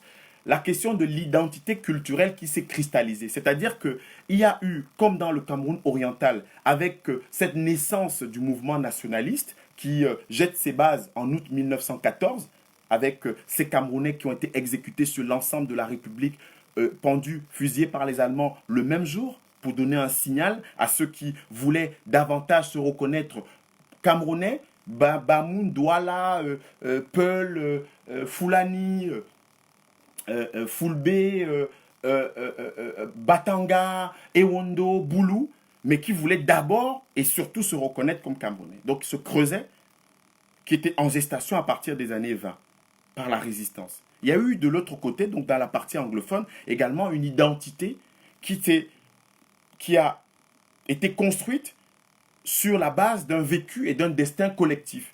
C'est pour ça que les différences culturelles qu'il peut y avoir entre le prolongement du pays Sawa, c'est-à-dire que le prolongement de tous les fils venus de l'Équateur au Congo, donc de Mongo dans l'Équateur au Congo, de tous les fils donc de Mbongo, de Mbedi et Limbe, etc., tous ces fils-là qui ont occupé la bande côtière, à Campo, à Douala, Andian, etc., les Issubou, les Bakweri, les Bakossi, les Douala, les Batanga, les Abor, les Bankon, vraiment tout ce pays Sawa qui se prolonge dans le Manengumba, dans le Mungo, le coupé Manengumba, eh bien c'est le pays d'Issawa. Une partie du pays d'Issawa auquel appartient John Gouté, puisque ses frères sont dans la partie francophone, ce sont les Bankon, et de l'autre côté, ils sont Barombi. Donc c'est un pays du pays Sawa. Eh bien, les Barombi, les Bakossi, les gens de Dian et Joshua se reconnaissent davantage intégrés dans un destin collectif avec ceux de Batibo, c'est ceux qui parlent le Yemba, comme leur frère Bamileke de Mouda ou de Tchan, qui parlent le Mungaka comme leur frère Bamoun, qui parlent le Babalan, le Banengo comme leur frère Bamoun, eh bien, des langues dites Noun, comme on les appelle, le Mungaka, le Babalan, le Banengo, eh bien, ils se reconnaissent de façon identitaire dans ce creuset-là. Donc, la question identitaire, la question stratégique et économique, la question pétrolière. Et puis, bon, maintenant, la question politique. La question politique. Et quand on parle de question politique, on parle de la création du SCNC, donc le South Cameroon National Council, donc à partir des années 70, donc qui résulte justement de ce début de frustration qu'on commence à voir avec la fédération qui ne fonctionne pas bien et qu'on va démanteler avec la constitution du 2 juin 72 en estimant que la fédération coûte cher, alors que les raisons officielles, c'est justement à la fois cette question du contrôle des ressources pétrolières, cette centralisation par laquelle on doit tout contrôler, avec des raisons cosmétiques qu'on trouve. On n'a pas bien géré, on n'a pas bien réparti, on n'a pas bien distribué, on n'a pas permis que le développement soit fait en fonction des ressources pétrolières qui étaient exploitées, de cette rente. Vous connaissez ce que ça a créé au Nigeria, avec les tentatives de sécession du Nigeria et de bien d'autres parties dans l'Afrique. le Soudan s'est divisé à cause justement de cette question de la rente pétrolière. On le sait. Dans le South Cameroon National Council est né dans les années 70. Southern Cameroon National Council, SCNC, est né dans les années... Il n'est pas né dans les années 80, 90 ou 2000. Il est né dans les années 70. Il procède de cela. Et il faut lire leur documentation. Intéressons-nous, élargissons notre focale. Lisons les documents en anglais de ses frères et sœurs. Dans les années 70, ils le disent. Ils en parlent, ils en discutent dans la revue Abia de Bernard Fonlonde, etc. Ils en discutent, ils le disent. Ils expriment cela, ils verbalisent. Donc on ne peut pas l'ignorer. Et donc, le président Biya, qui a donc été aux affaires de 62 comme chargé de mission, 65 comme directeur du cabinet civil, 67 comme secrétaire général, 75 comme premier ministre, en charge des affaires économiques, n'était pas chef du gouvernement, premier ministre en charge des questions économiques, n'ignore pas cela. Le président Biya le sait. Donc il faudrait que dans les messages qui vont être envoyés aux Camerounais, dans la sincérité, et c'est pour cette raison que des Camerounais, eh bien, qui ont acquis favorablement ou défavorablement le discours du 10 septembre du président Biya, sont en droit de demander que cette question soit sincère et qu'on aille au-delà. Vous savez, la question de la vérité et de la réconciliation, elle a fait l'objet au cours de cette journée dont je vous ai parlé tout à l'heure, à laquelle j'ai participé comme étant invité pour parler des questions liées aux médias et aux citoyens en Afrique sur les questions des archives coloniales. C'était les journées du 27 et du 28 mars 2015 sur le fonds FOCAR. Eh bien, M. Adama Api, sénégalais, a parlé de la question des archives coloniales et des commissions vérité et réconciliation en Afrique. Quel est leur rôle? Et c'était en France, avec justement la partie française, le ministère de la Culture, le ministère des Affaires étrangères, le fonds FOCAR, etc., l'Université de Paris-Sorbonne, pour parler de ces questions. Pour parler de ces questions. Parce que si on fait comme si... moi, j'entends des Camerounais qui nous disent que le médiateur d'un dialogue national au Cameroun doit être américain ou français. Au nom de quoi? Au nom de quoi? Au nom de quoi ceux qui font partie du problème vont être des médiateurs? Au nom de quoi? Au nom de quoi ceux qui sont au fondement du problème vont être des médiateurs? La France, les États-Unis peuvent, en tant qu'amis du Cameroun, faire leurs propositions. Mais si la France et les États-Unis veulent être sincères, ils doivent dire de manière claire quel a été leur rôle. Parce que leur rôle a été décisif, pernicieux et grave dans cette situation. Je l'ai évoqué tout à l'heure. Et on ne peut pas... On est éternellement de grands enfants en Afrique où quand vous manifestez à Paris, on vous dit qu'il faut aller appeler Macron au secours. Au nom de quoi? Le président Hollande avait commencé une politique mémorielle. En octobre 2012, il est allé au Sénégal pour reconnaître Tiaroy. Il ne veut pas se prononcer sur la question des réparations financières. Mais bon, ça c'est connu de la France. C'est connu que la repentance est liée au sentiment d'arrogance qui jette et qui plonge dans cette histoire coloniale et cette histoire esclavagiste. Eh bien, s'ils veulent être partie de la solution, eh bien qu'ils parlent de leur responsabilité dans le problème. Parce qu'ils ont une responsabilité lourde dans le problème.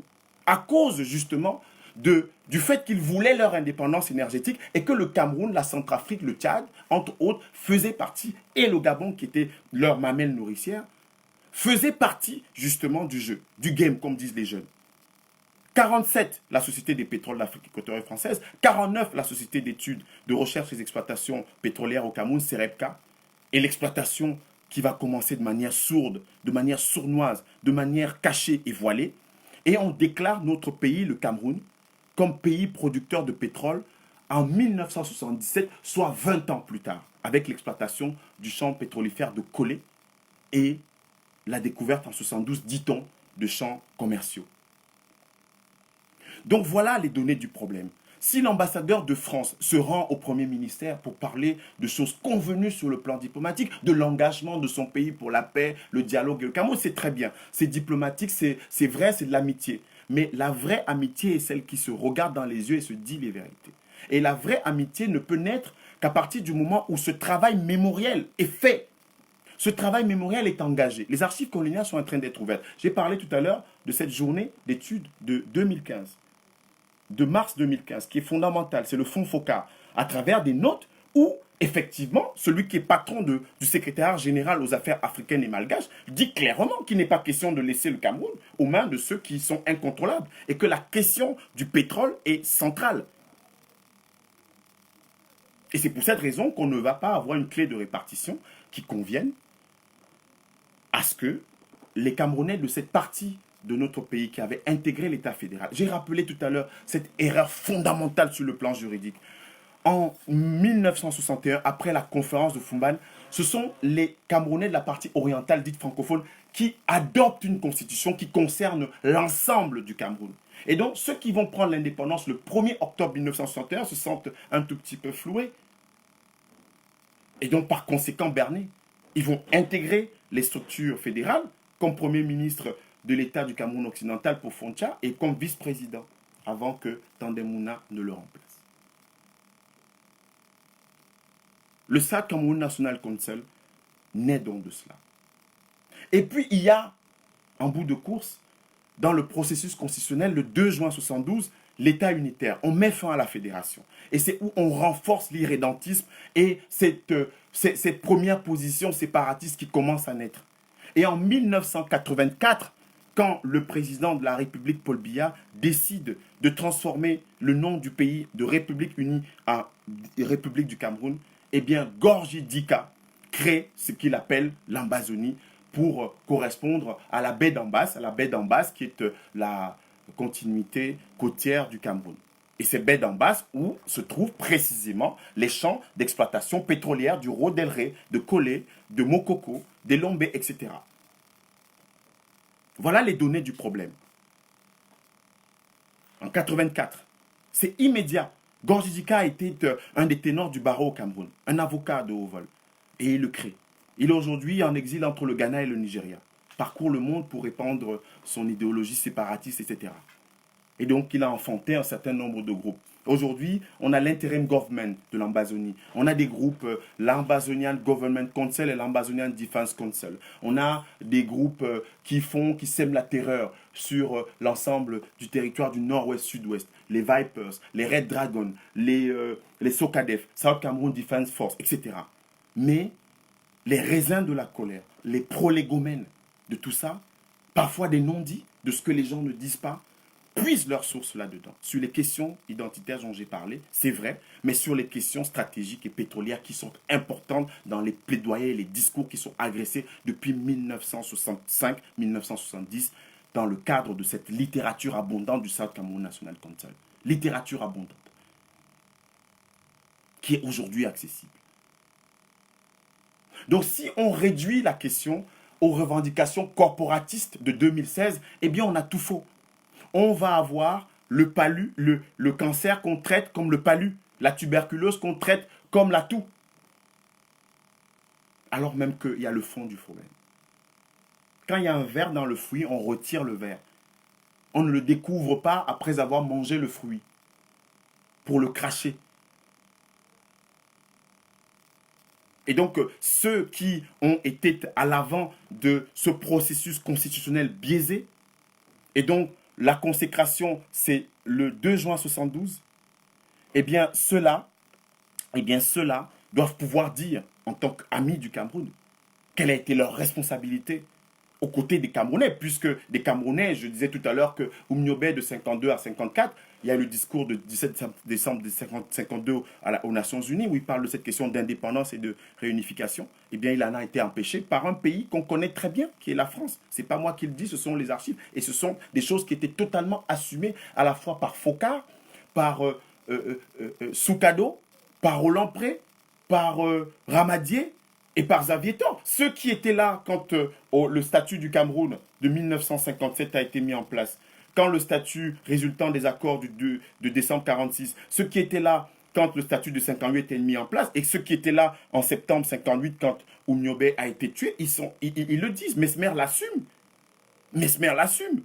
Et je ne comprends pas comment le ministre français des Affaires étrangères ou le président de la République française peuvent s'adresser aux Camerounais sans faire référence à ce rôle-là, parce que ça va permettre effectivement que, puisque le problème anglophone et francophone résulte d'héritages coloniaux, qu'on règle le problème de manière structurelle.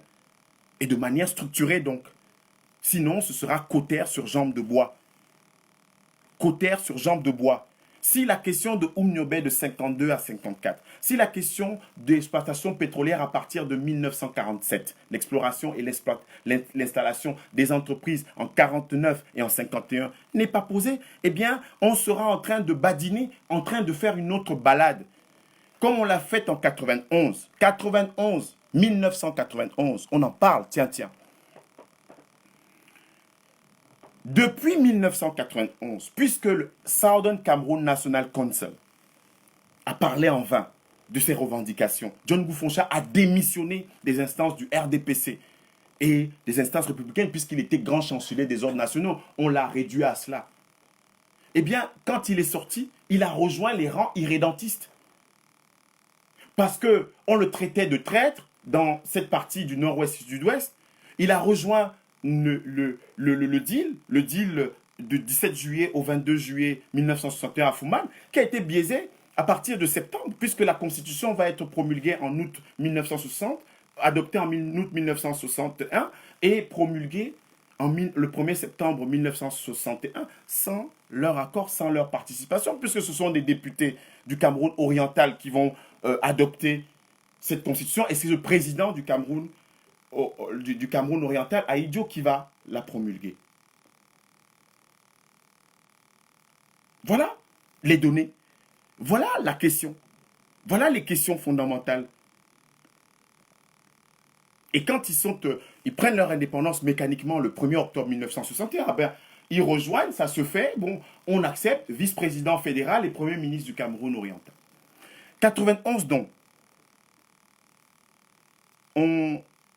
on crée, on met en place donc cette conférence tripartite du 30 octobre au 13 novembre 91, qui est présidée donc par le Premier ministre Sadou Ayatou. 2 points à l'ordre du jour, la révision du code médiatique et l'élaboration d'un code électoral. Une coordination des partis politiques. Et d'ailleurs, Célestin Bézigui en a parlé abondamment quand il rendait hommage à Sadou Ayatou.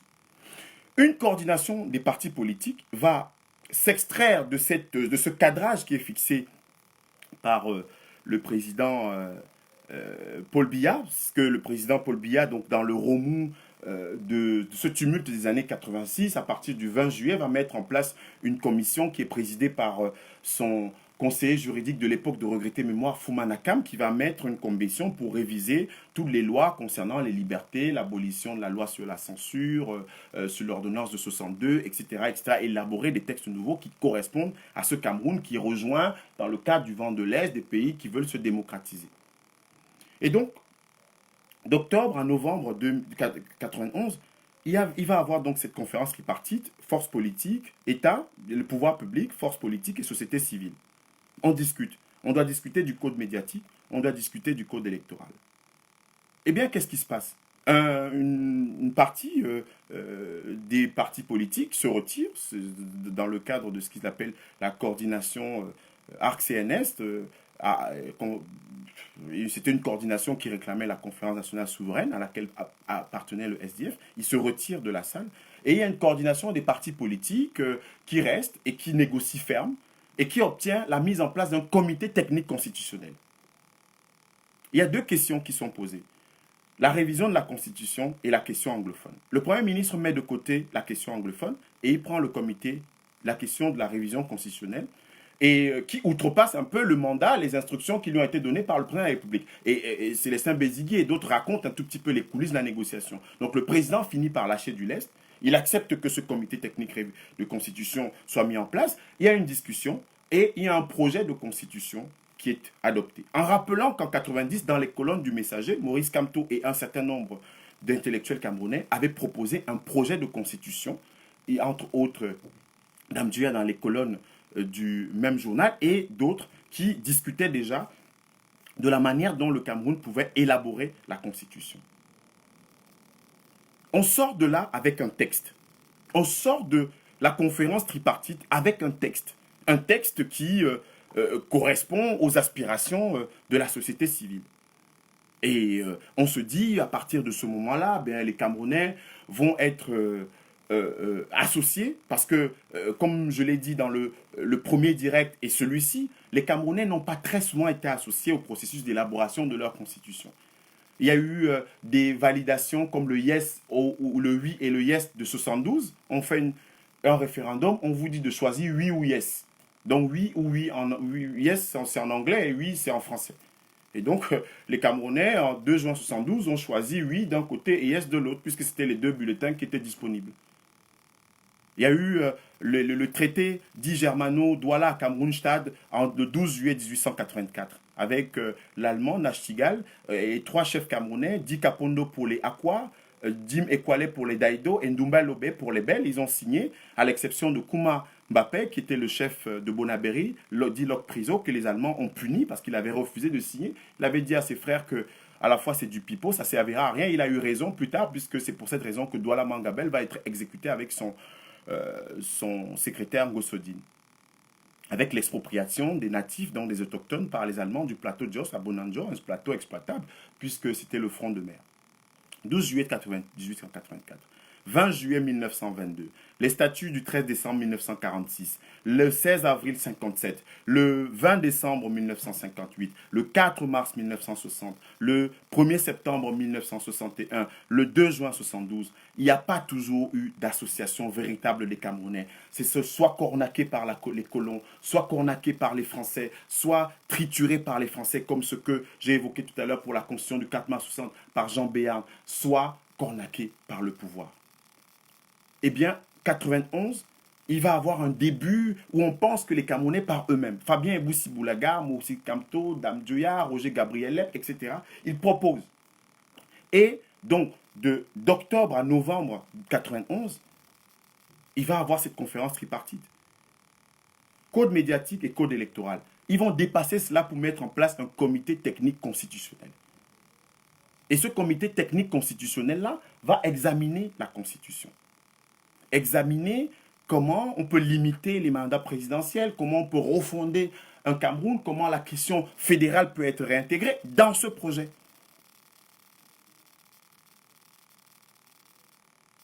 Et le président Biya, 2 ans plus tard, en décembre 93, le 20 décembre 93, le président va annoncer l'ouverture d'un grand débat constitutionnel. Il va l'annoncer en décembre 93. En mars 93, autant pour moi. En avril, un ministre, le ministre Kontu Komeni, que certains connaissent comme Zéro Mort, va parler d'un grand débat. D'un grand débat. Et le président va le contredire plus tard, en avril, il va le contredire en disant qu'il n'a jamais parlé d'une question de sémantique, mais que ce sera un large débat, etc., etc. Donc, à partir de ce moment-là, il y a le président qui va nommer en juin 93 un comité qui est présidé, un comité technique qui est présidé par Joseph Ouna à cette époque-là, qui est secrétaire général de la présidence de la République, avec 28 personnalités. Et dans ce comité de 28 personnalités figurent des personnalités qui sont reconnues pour leurs compétences dans le domaine du droit, de la science constitutionnelle, du droit administratif, du droit public, mais aussi des personnalités politiques. Et le comité demande aux Camerounais d'envoyer ses réflexions par fax, par télécopie, par lettre, par courrier, etc. C'était quelque chose d'assez curieux, tout au moins, pour ceux qui l'ont vécu. Donc, c'est en juin 93. Et quelques temps après, un mois après, l'avant-projet ONA est remis au président de la République, donc à qui de droit. Nous sommes en juin 2013. Juin 93. Et c'est un an plus tard, le 6 novembre 94, que le président va annoncer la poursuite du débat constitutionnel. La poursuite du débat constitutionnel. Et il met en place ce qu'on a appelé le comité consultatif constitutionnel. Le comité consultatif constitutionnel, le 14 décembre 1994, va être constitué d'un certain nombre de personnalités, et des personnalités qui doivent venir du monde politique, du monde de la société civile, des personnalités morales, etc., etc. 57 membres.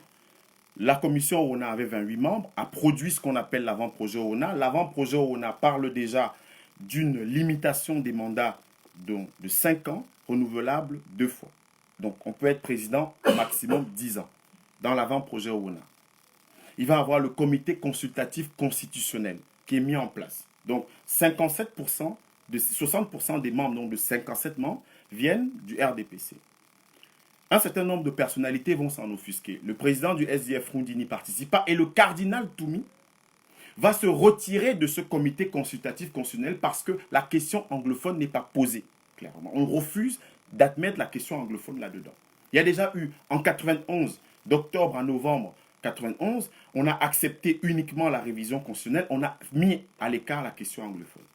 En 1994, donc, avec ce comité consultatif constitutionnel, après le comité OONA de 93, il y a donc ce comité consultatif qui ne veut pas discuter de la question anglophone, va rester dans le cadre de cette révision constitutionnelle qui a été arrachée puisque les partis ont parlé d'armistice, de paix des braves, etc.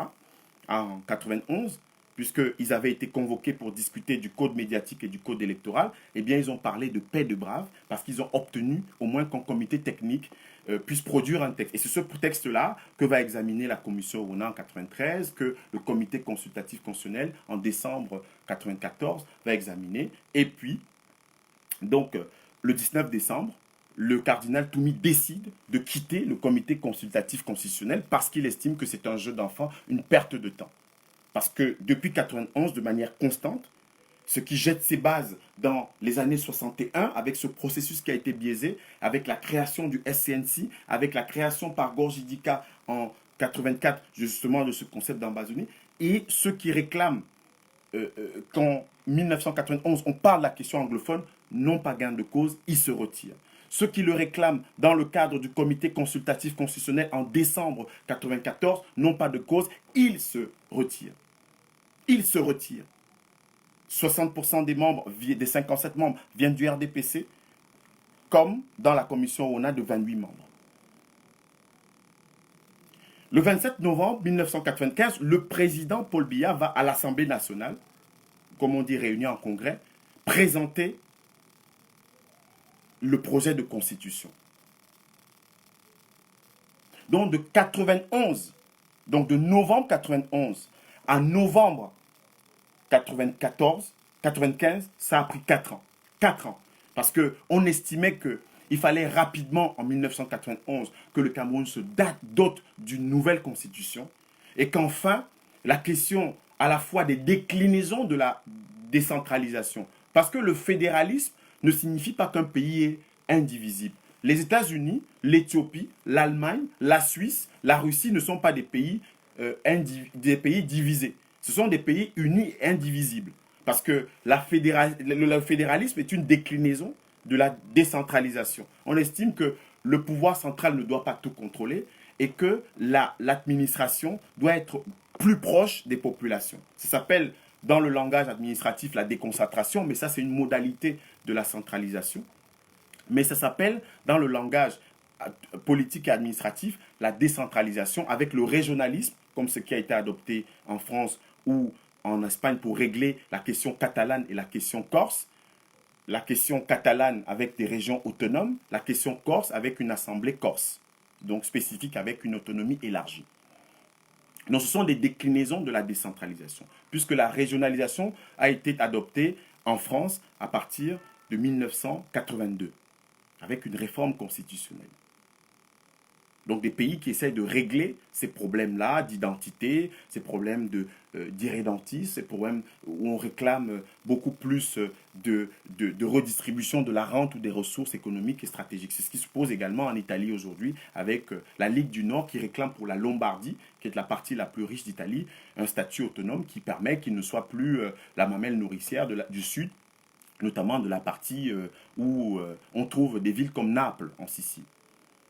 Donc, voilà, au niveau du Cameroun, pourquoi, de 91 à 94, de manière constante, tous les plénipotentiaires, tous les représentants de la partie dite anglophone exigent ou demandent que ce soit inscrit dans l'ordre du jour des débats. On a accepté la révision constitutionnelle en 91 au forceps, en mettant en place un comité technique. Ce n'était pas les instructions du président Biya, c'était les instructions du président Biya quand il a fait l'annonce le 20 décembre en 90. C'était justement qu'il allait avoir une convocation de cette tripartite entre octobre et novembre pour réviser le code médiatique, pour élaborer un code médiatique et un code électoral. Donc, en novembre 95, le président va présenter au Congrès justement cette constitution. Il la présente après 4 ans voilà, de travaux, de ruses, d'attentisme, où le projet OONA de 93 va être remanié, parfois vidé de son contenu. On va introduire la notion d'autochtone et d'allogène dans le projet qui est présenté. Pourtant, ce n'est pas ce qui figure dans l'avant-projet OONA et dans ce qui est remis par le comité consultatif constitutionnel, donc qui est mis en place en décembre 94. Et donc, quand en novembre 95, il le présente, vous savez, à l'époque, l'Assemblée nationale, c'est simple, la majorité, elle est de 150 députés pratiquement acquis au RDPC, puisque le MDR, l'UPC, ont rejoint les rangs de la majorité présidentielle. 2 députés vont voter contre et 150 vont voter pour. Et la loi est donc adoptée par l'Assemblée nationale en décembre 94 et elle est promulguée comme étant la loi constitutionnelle du 96/06 du 18 janvier 1996. Dans la loi constitutionnelle du 18 janvier 1996, il y a un certain nombre de notions. On parle justement de transactions constitutionnelles pour les spécialistes de droit constitutionnel, de droit public ou de sciences politiques. On parle de cette transaction constitutionnelle qui a permis au pouvoir effectivement de lâcher du lest sur la question de la limitation des mandats présidentiels, mais de l'augmenter à 7 ans.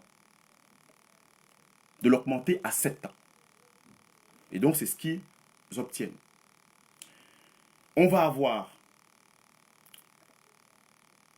une reprise par le pouvoir, justement, puisque en 91, en échange, justement, de la mise en place du comité technique constitutionnel, il y a le démantèlement des villes mortes, donc l'arrêt des villes mortes sur l'ensemble du territoire, et puis des démarches que l'opposition organisait, puisque la majorité sociologique et politique du pays était vraiment acquise à l'opposition. Donc du coup, l'opposition, enfin cette coordination des partis politiques va obtenir cela en échange justement de la mise en place d'un comité technique constitutionnel et à l'exception, en mettant de côté la question anglophone, à la fois d'octobre à novembre 91, mais également à partir de 93 avec le comité OONA, en 94 avec le comité consultatif constitutionnel de Robin Belamba Pécon Tukomini et d'autres, dont 60% des membres étaient du RDPC, et puis également en décembre 94, des personnalités comme Toumi se sont retirées parce qu'elles estimaient que ça ne valait pas la peine, qu'on ne pouvait pas discuter sincèrement, sauf d'autant plus que la partie anglophone avait déjà tenu en 1991 et en 1995, justement ce qu'ils ont appelé les All Anglophone Conference, où ces questions qui étaient liées à ce que j'ai évoqué tout au long de ces soirées avaient déjà été étudiées. Donc, vous voyez que la question est restée constante. Il ne s'agit pas, c'est pas uniquement d'une question de revendication catégorielle ou corporatiste. Elle était beaucoup plus pro-politique, elle était beaucoup plus identitaire, elle était beaucoup plus stratégique, elle était beaucoup plus économique, elle était beaucoup plus profonde, de manière générale. Donc la constitution du 18 janvier 1996 va être adoptée. On concède la décentralisation, puisqu'on voit très bien que la partie anglophone, avec les All Anglophone Conference, avec tout ce qui a résulté de la création de l'Ambazonie en 84, avec les arrestations des membres du South Cameroun National, tout ça, je pense, parce qu'avant Ayoub Tabé, beaucoup de personnalités de cette zone-là ont été dans les prisons du Cameroun, à Manfé, à Boya, à Tiko, à Ngaoundéré, à Kousséri, à Yaoundé, à Douala, à Noubel, etc. C'est en prison. En prison.